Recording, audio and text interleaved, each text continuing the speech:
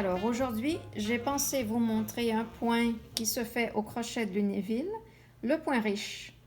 Donc le point riche, c'est un point qu'on fait pour faire des bordures et qui permet ensuite de couper le tissu à ras pour pas que ça s'effiloche, comme dans l'échantillon ici.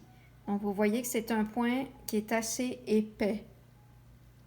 La première chose, donc je vais tracer une petite ligne.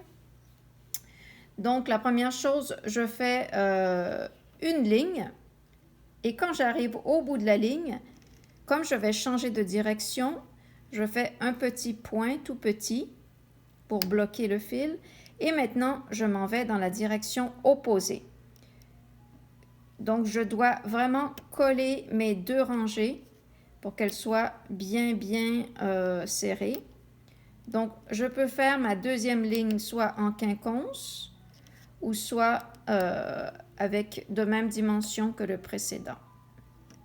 Voilà, j'ai une petite erreur ici, ça m'arrive aussi. Donc, j'arrive au bout de ma ligne. Et ce que je vais faire, c'est que je vais changer le fil de couleur, simplement pour que vous voyez.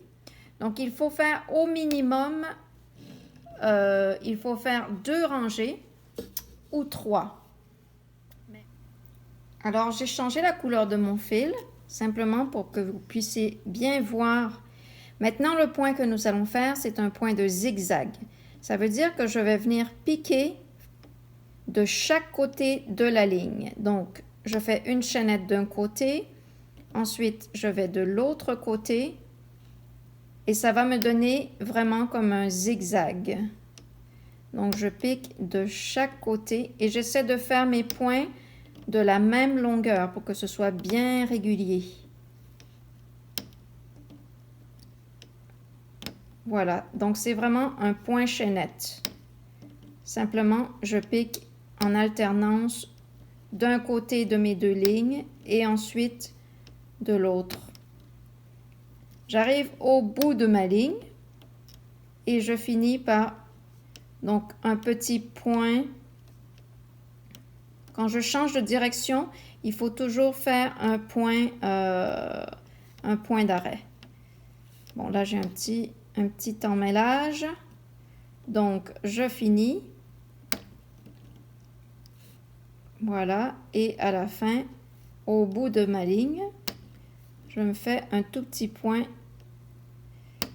Alors, maintenant, je vais changer le sens de mon zigzag. Je vais aller en quinconce. Donc, je repars dans la direction opposée et je viens piquer